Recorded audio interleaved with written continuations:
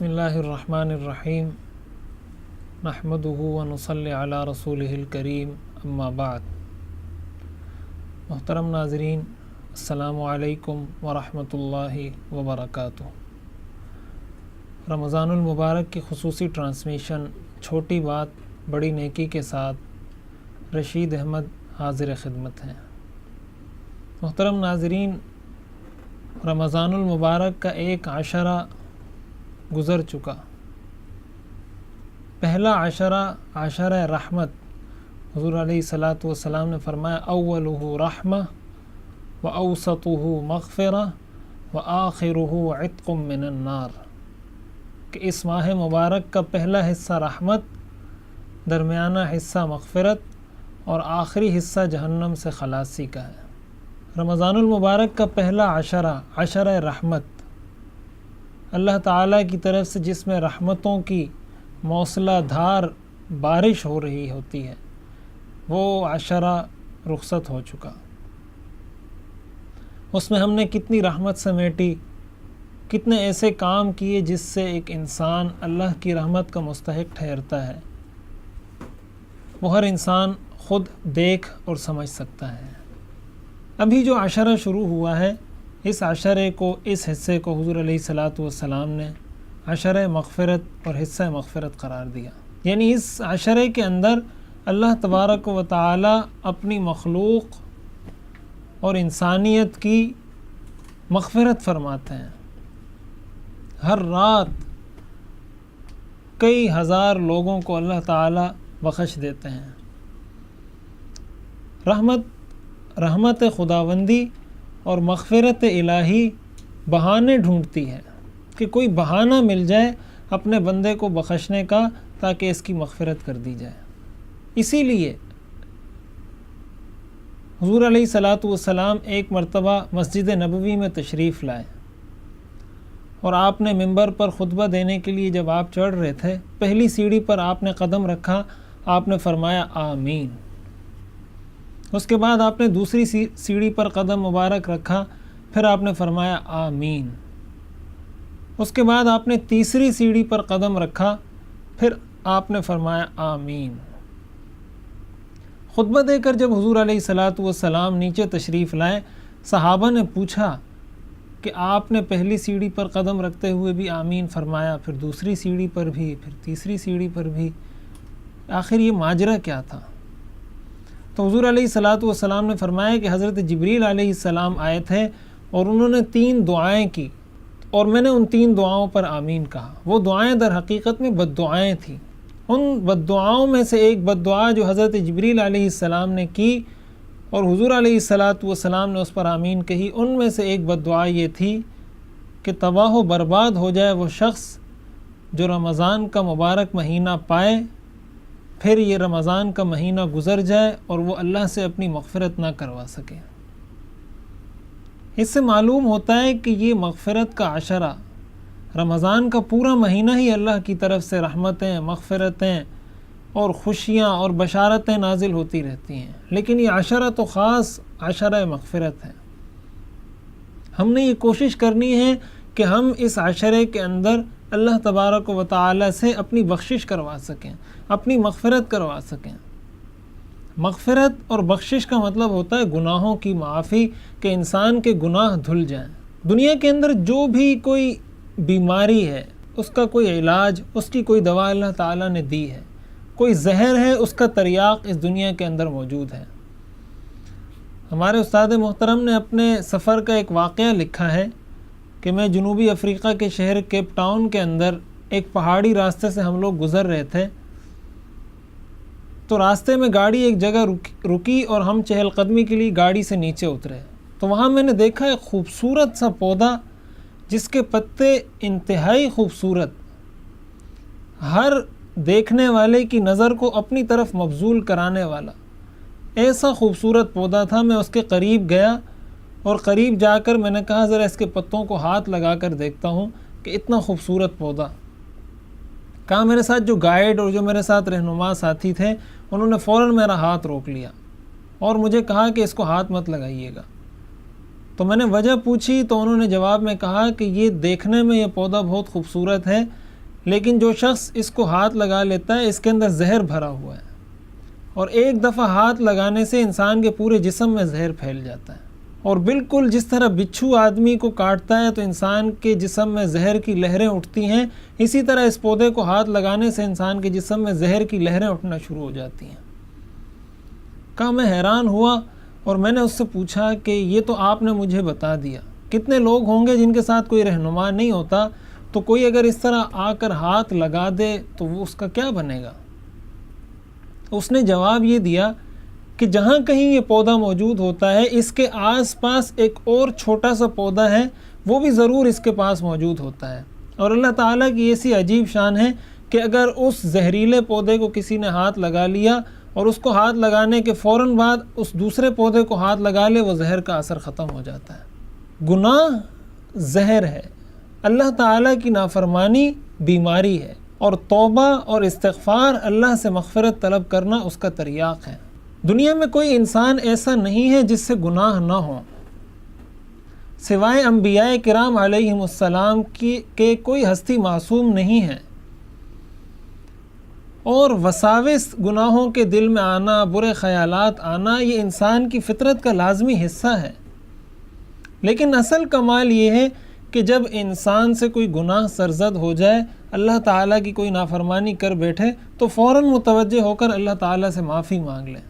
جب حضرت آدم علیہ السلام سے ایک خطا ہوئی اور وہ جنت سے نکلے اور دنیا میں آئے، تو ان کو اپنے اس خطا پر ان کو ندامت تھی۔ اللہ تبارک و تعالیٰ اگر چاہتے ان کی ویسے ہی بخشش فرما دیتے، ان کی خطا سے درگزر فرما دیتے، لیکن اللہ تبارک و تعالیٰ نے ان کو کچھ کلمات سکھائے، اور حضرت آدم علیہ السلام کو حکم دیا کہ ان کلمات کے ذریعے مجھے پکاریے، مجھ سے مغفرت اور معافی طلب کیجئے، اس کے بعد میں معاف کروں گا۔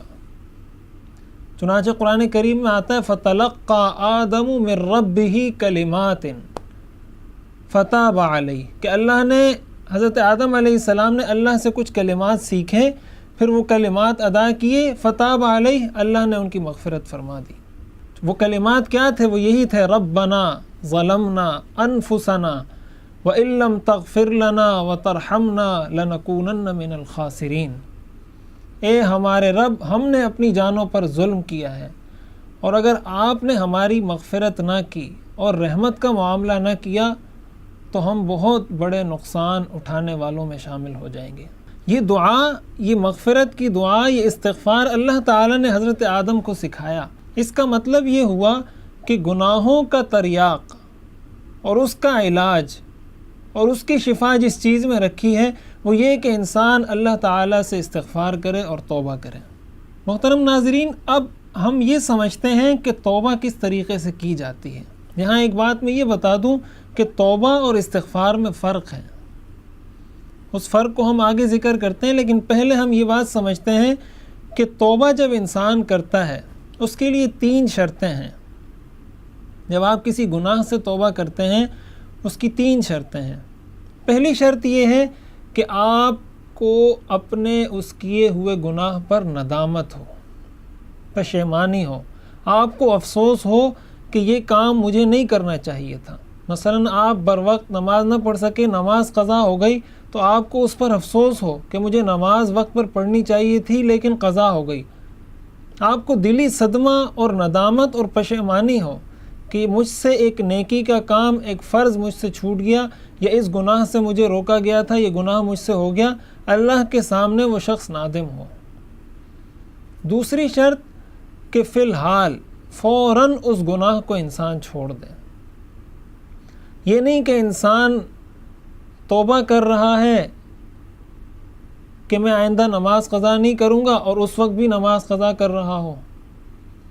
انسان یہ توبہ کر رہا ہے کہ اس کے بعد میں کسی غیر محرم کو نگاہ اٹھا کر نہیں دیکھوں گا، اور توبہ کرتے وقت بھی کسی غیر محرم کو دیکھ رہا ہو اور بدنظری کر رہا ہو۔ تو دوسری شرط یہ ہے توبہ کی قبولیت کی کہ فوراً آدمی اس گناہ کو بھی چھوڑ دے، اور تیسری شرط کہ آئندہ کے لیے اس گناہ کو نہ کرنے کا پکا عزم کر لے کہ آئندہ میں یہ گناہ نہیں کروں گا۔ ان 3 شرائط کے ساتھ جو کوئی شخص اللہ کے سامنے توبہ کرتا ہے، اللہ اس کی توبہ کو قبول فرماتے ہیں۔ اس کا یہ مطلب نہیں کہ اگر آپ نے توبہ کر لی تو توبہ کرنے کے بعد وہ گناہ آپ سے ہوگا ہی نہیں۔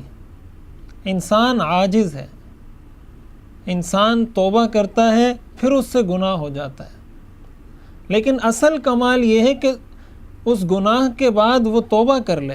حضور علیہ الصلوۃ والسلام نے فرمایا کل بنی آدم خطاء وخیر الخطائین التوابون، کہ ہر انسان بار بار خطا کرتا ہے لیکن بہترین خطا کار وہ انسان ہے جو بار بار توبہ بھی کرتا ہو۔ اگر دن میں 3 دفعہ گناہ ہوا تو 3 دفعہ انسان توبہ بھی کرے، 4 دفعہ گناہ ہوا تو 4 دفعہ توبہ بھی کرے۔ اصل کمال یہ ہے کہ انسان کی عادت یہ ہو کہ اگر اس سے کوئی گناہ سرزد ہو جائے، اپنی طرف سے پوری کوشش کی جائے کہ مجھ سے کوئی گناہ نہ ہو، میں اللہ کی کسی نافرمانی میں ملوث نہ ہوں، لیکن اگر اس سے کوئی گناہ سرزد ہو جاتا ہے تو فوراً وہ توبہ کر لے۔ اس لیے کہ گناہوں سے بچنا یا گناہوں کے خیالات سے بچنا، انسان اس میں اپنی سی کوشش کر سکتا ہے۔ جس حد تک انسان اپنے آپ کو بچا سکتا ہے اس حد تک انسان اپنے آپ کو بچائے، اور اگر غلطی ہو جائے تو فوراً اللہ تعالیٰ کی طرف متوجہ ہو جائے۔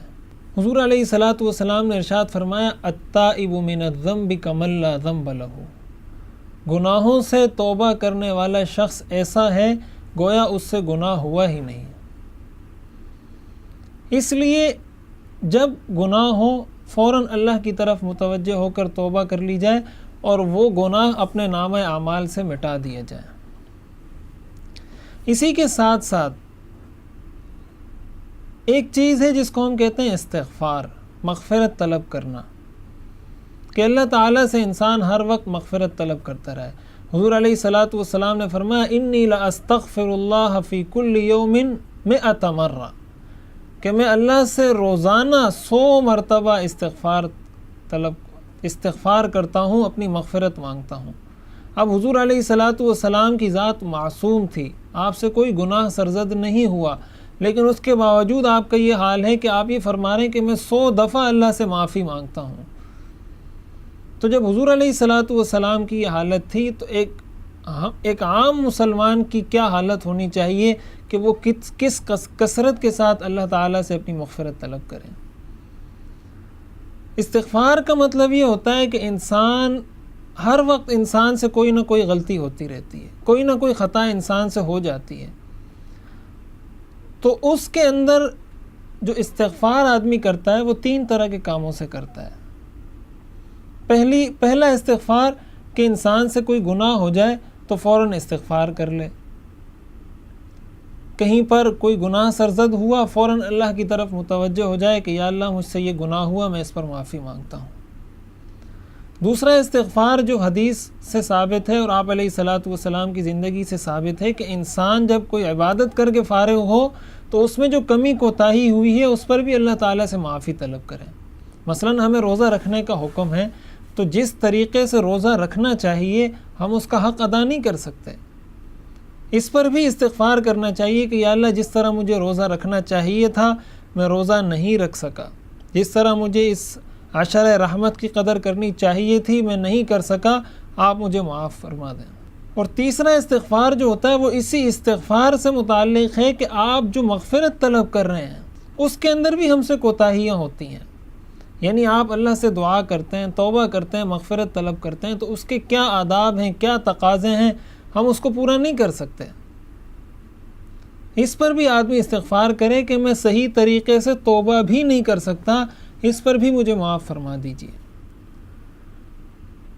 تو استغفار آدمی اگر کسی گناہ میں ملوث بھی ہے اور وہ فوراً اس گناہ سے نہیں نکل سکتا اور اس کو پتہ ہے کہ یہ کام گناہ کا ہے اور مجھے اس سے نکلنا ہے، لیکن کوئی ایسی مجبوری ہے جس کی وجہ سے وہ اس سے نہیں نکل پا رہا، تو ایسے شخص کو چاہیے کہ وہ مسلسل استغفار کرتا رہے اور اللہ تعالیٰ سے یہ دعا کرتا رہے کہ اس گناہ سے نکلنے کے لیے مجھے کوئی سبیل عطا فرما دے۔ تو استغفار کی برکت یہ ہوگی کہ اس کے ذریعے سے اللہ تعالیٰ اس کے لیے راستہ کھول دیتے ہیں اور پھر وہ کسی صحیح راستے پر، کسی نیکی کے کام پر چل پڑتا ہے۔ قرآن کریم کے اندر اللہ تبارک و تعالیٰ نے جو مومنین کی صفات بیان کی ہیں، جو نیک لوگوں کی صفات بیان کی ہیں، ان میں یہ بھی ارشاد فرمایا والذین اذا فعلوا فاحشۃ او ظلموا انفسهم ذکروا اللہ فاستغفروا لذنوبہم، کہ جب کوئی گناہ ان سے سرزد ہو جاتا ہے تو وہ فوراً اللہ کے سامنے حاضر ہو کر اس گناہ کی معافی مانگ لیتے ہیں۔ وَمَن يَغْفِرُ الذُّنُوبَ إِلَّا اللَّهُ، اور اللہ تعالیٰ کے علاوہ کوئی گناہوں کو معاف کرنے والا نہیں ہے۔ تو اس لیے جب بھی کوئی گناہ ہو فوراً انسان اللہ کی طرف متوجہ ہو۔ مایوسی یہ کفر ہے۔ قرآن کریم میں اللہ تعالیٰ نے فرمایا یا عبادی الذین اسرفوا علی انفسہم لا تقنطوا من رحمت اللہ، اے میرے وہ بندو جنہوں نے اپنی جانوں پر ظلم کیا ہے، میری رحمت سے نا امید مت ہونا، میری رحمت سے مایوس مت ہونا۔ ان اللہ یغفر الذنوب جمیعا، اس لیے کہ اللہ تعالیٰ سارے کے سارے گناہوں کو معاف کرنے پر قادر ہے۔ شیطان کی سب سے بڑی چال اور سب سے بڑی سازش اور حربہ اس کا یہ ہوتا ہے کہ وہ انسان کو مایوس کر دیتا ہے۔ وہ انسان کو یہ کہتا ہے کہ آپ نے یہ گناہ اتنی دفعہ کر لیا، اب آپ کیسے اللہ سے معافی مانگو گے، اب آپ کیسے توبہ کرو گے۔ اور کبھی یہ ذہن میں ڈالتا ہے کہ انسان یہ کہتا ہے کہ مجھے شرم آتی ہے بار بار توبہ کرتے ہوئے۔ تو حیرت کی بات یہ ہے کہ گناہ کرتے ہوئے شرم نہیں آتی، لیکن جب توبہ کا وقت آتا ہے تو توبہ کے وقت شرم آتی ہے۔ وہ کسی شاعر نے بہت خوب کہا ہے کہ جام میرا توبہ شکن، توبہ میری جام شکن، سامنے میرے ڈھیر ہے ٹوٹے ہوئے پیمانوں کے۔ اگر آپ کا جام توبہ شکن ہے تو آپ کی توبہ بھی جام شکن ہونی چاہیے۔ اگر آپ کا گناہ آپ کی توبہ کو توڑتا ہے تو آپ کی توبہ بھی ایسی ہونی چاہیے جو آپ کے گناہوں کو توڑ دے۔ اصل کمال یہ ہے کہ انسان سے اگر گناہ ہو جائے تو فوراً اللہ کی طرف متوجہ ہو جائے، اور پھر جب انسان توبہ کرتا ہے، استغفار کرتا ہے، اس کا طریقہ یہ ہے کہ انسان کم از کم دن میں ایک تسبیح استغفار کی پڑھ لے، استغفر اللہ ربی من کل ذنب واتوب الیہ۔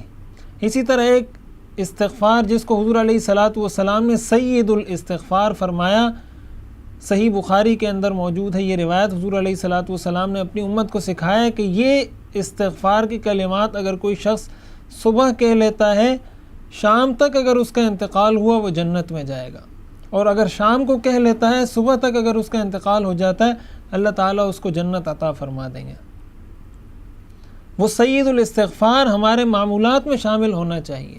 اللہم انت ربی لا الہ الا انت خلقتنی وانا عبدک وانا علی عہدک ووعدک ما استطعت اعوذ بک من شر ما صنعت ابوء لک بنعمتک علی وابوء بذنبی فاغفر لی ذنوبی فانہ لا یغفر الذنوب الا انت۔ کیسے بہترین کلمات حضور علیہ الصلاۃ والسلام نے اپنی امت کو سکھائے۔ اسی طرح حضور علیہ الصلاۃ والسلام نے یہ دعا فرمائی رب اغفر وارحم، یا اللہ مغفرت فرما اور رحم کا معاملہ فرما، انک انت الاعز الاکرم۔ تو ان کلمات کے ساتھ یا اپنی زبان میں اپنے الفاظ کے اندر انسان اللہ تعالیٰ سے معافی مانگے اور استغفار طلب کرے۔ پھر توبہ جب انسان کرتا ہے، توبہ کے دو مراحل ہیں۔ ایک توبہ ہے جس کو آپ یہ کہہ سکتے ہیں کہ آپ سرسری توبہ کر لیتے ہیں، ایک اجمالی توبہ آپ کر لیتے ہیں کہ یا اللہ مجھ سے جو گناہ ہوئے ہیں میں ان سب سے توبہ کرتا ہوں۔ اور دوسری توبہ ہے کہ آپ تفصیلی توبہ کریں۔ تفصیلی توبہ کا مطلب یہ ہوا کہ آپ کی اگر 5 نمازیں قضا ہو گئی ہیں، اجمالی طور پر تو آپ نے اس سے توبہ کر لی، تفصیلی طور پر آپ اس کی قضا کرنا شروع کریں کہ آپ نے توبہ کر لی اور اب آپ ایک نماز کی قضا کریں، پھر دوسرے کی، پھر تیسری نماز، پھر چوتھی نماز، اس طرح آپ قضا کرتے رہیں۔ آپ اگر کسی وجہ سے روزے آپ کے قضا ہو گئے تو توبہ کرنے کے بعد پھر آپ ایک روزے کی قضا کریں، دوسرے روزے کی قضا کریں، تیسرے روزے کی قضا کریں، اور اس طریقے سے آپ قضا کرتے رہیں۔ اسی طرح آپ نے اگر کسی کا حق دبایا ہوا ہے، آپ اس کی حق کی ادائیگی کے لیے کوششیں شروع کریں۔ آپ سے کسی کی حق تلفی ہوئی ہے، آپ اس سے جا کر معافی مانگیں۔ یہ ساری چیزیں تفصیلی توبہ کے اندر آتی۔ یہ نہیں کہ زبان سے تو آدمی استغفر اللہ پڑھتا رہے، زبان سے تو آدمی توبہ کرتا رہے، اور جو اس کی تفصیلی توبہ کا طریقہ کار ہے اس کو نہ بروئے کار لائے۔ تو پہلے آدمی توبہ کرے، پھر یہ عزم کر لے، یہ نیت کر لے کہ جو جو مجھ سے ایسے کام ہیں جو اب میں نے کرنے ہیں اس کو اپنی زندگی کی روٹین میں شامل کر لیں۔ لیکن اس کے ساتھ ساتھ یہ عشرہ مغفرت شروع ہو چکا، رحمت کا عشرہ گزر چکا، ہمیں ایک بات یہ سمجھنی چاہیے۔ حضور علیہ الصلاۃ والسلام نے فرمایا 4 لوگ ایسے ہیں جن کی مغفرت اس ماہ مبارک میں بھی نہیں ہوتی۔ 4 لوگ ایسے ہیں جن پر یہ مہینہ گزر جاتا ہے اور وہ اپنی مغفرت کروانے میں کامیاب نہیں ہو سکتے۔ ان میں سے ایک آپ نے فرمایا شراب کا عادی، مدمن الخمر، جو آدمی شراب پیتا ہو، شراب کا عادی ہو، اس کی مغفرت اس مہینے میں بھی نہیں ہوتی۔ دوسرا آپ نے فرمایا عاق لوالدیہ، اپنے والدین کا نافرمان، جو اپنے والدین کی نافرمانی کرتا ہے اس کی مغفرت اس ماہ مبارک میں بھی نہیں ہوتی۔ آپ ذرا سوچیں، ذرا گریبان میں جھانکیں کہ کہیں آپ کا اپنے والدین کے ساتھ کوئی ایسا تعلق، ایسے معاملات تو نہیں کہ آپ کے والدین آپ سے ناراض ہیں۔ اگر ناراض ہوں تو پھر یہ آہیں اور یہ دعائیں فائدہ نہیں پہنچائیں گی جب تک آپ اپنے والدین کو راضی نہیں کر لیتے۔ تیسرا آپ نے فرمایا قطع رحمی کرنے والا، جو اپنے رشتہ داروں کے ساتھ قطع رحمی کرتا ہے، یعنی کوئی شخص اپنے رشتہ دار سے بات نہیں کر رہا، اس کے ساتھ اس کا کوئی معاملہ خراب ہے۔ اب ظاہر ہے کہ رشتہ داروں کے ساتھ انسان کے تعلقات ویسے ہی خراب نہیں ہوتے، کبھی کوئی معاملہ ہوا، کسی نے آپ کے ساتھ ظلم کیا، آپ کے ساتھ کوئی ایسا معاملہ کیا جو اس کو نہیں کرنا چاہیے تھا، لیکن آپ کو یہ زیب نہیں دیتا کہ آپ اس سے یوں قطع تعلق ہی کر لیں کہ آپ بالکل سلام نہ کریں، یا وہ سلام کرے تو آپ جواب ہی نہ دیں۔ یاد رکھیے حضور علیہ الصلاۃ والسلام نے فرمایا ایسے شخص کی مغفرت اس مہینے میں بھی نہیں ہوتی۔ اور چوتھا آپ نے فرمایا وہ شخص جس کے دل میں کسی دوسرے مسلمان کے لیے بغض اور کینہ ہو۔ ہم میں سے ہر ایک کو چاہیے کہ وہ دیکھے کہ کیا میرے دل میں اپنے کسی بھائی، کسی رشتہ دار، کسی چھوٹے، کسی بڑے، کسی پڑوسی یا کسی مسلمان کے لیے کوئی بغض اور حسد تو نہیں بھرا ہوا۔ اگر آپ کا دل، آپ رات کو سوتے ہیں اور دل میں آپ بغض لیے سو جاتے ہیں اور پورا مہینہ آپ پر ایسا گزر جاتا ہے، یاد رکھیے گا حضور کا فرمانا یہ ہے کہ ایسے شخص کی مغفرت نہیں ہوتی۔ اس لیے اگر ہم نے اس عشرہ مغفرت سے پورے طور پر فائدہ اٹھانا ہے، اس کے لیے ہم نے یہ عزم کرنا ہوگا، ابھی سے ہم نے یہ طے کرنا ہوگا کہ ہم نے اپنے آپ کو ان گناہوں سے بالخصوص بچانا ہے کہ ہم سے قطع رحمی نہ ہو، والدین کی نافرمانی نہ ہو، کسی مسلمان کی دل آزاری نہ ہو اور اس کے ساتھ ہمارے دل میں بغض نہ ہو، اور شراب سے اور نشے کی چیزوں سے اپنے آپ کو بچائیں، اور اس کے ساتھ ساتھ استغفار کو، توبہ کو اپنی زندگی کا معمول بنا لیں۔ اللہ تبارک و تعالیٰ کی ذات بڑی مہربان ہے، رحمت حق بہانہ می جوید، رحمت حق بہانہ می جوید۔ اللہ تعالیٰ کو سیلاب جتنے اعمال کی ضرورت نہیں، اللہ تعالیٰ کو بہانہ چاہیے، بہانہ می جوید، اللہ تعالیٰ کو ایک بہانہ چاہیے۔ حدیث قدسی ہے، اللہ تبارک و تعالیٰ نے فرمایا یا ابن آدم انک لو اتیتنی بقراب الارض خطایا لاتیتک بقرابها مغفرۃ، کہ اگر تم اتنے گناہ کر لو کہ ساری زمین کو تم گناہوں سے بھر دو تو میری مغفرت اس سب کو ختم کر دے گی، اس سب کو جلا کر بھسم کر دے گی۔ اور جب انسان توبہ اور استغفار کرتا رہے پھر اللہ تعالیٰ اس کے گناہوں کو نیکیوں میں تبدیل فرما دیتے ہیں۔ اللہ تعالیٰ سے دعا ہے کہ اللہ تعالیٰ ہمیں اس عشرہ مغفرت سے بھرپور طریقے سے فائدہ اٹھانے کی، اپنی مغفرت کروانے کی توفیق عطا فرمائے۔ یہاں ہمارے پروگرام کا وقت ختم ہوا چاہتا ہے، اسی کے ساتھ دیجیے اجازت، انشاءاللہ ملاقات ہوگی کل۔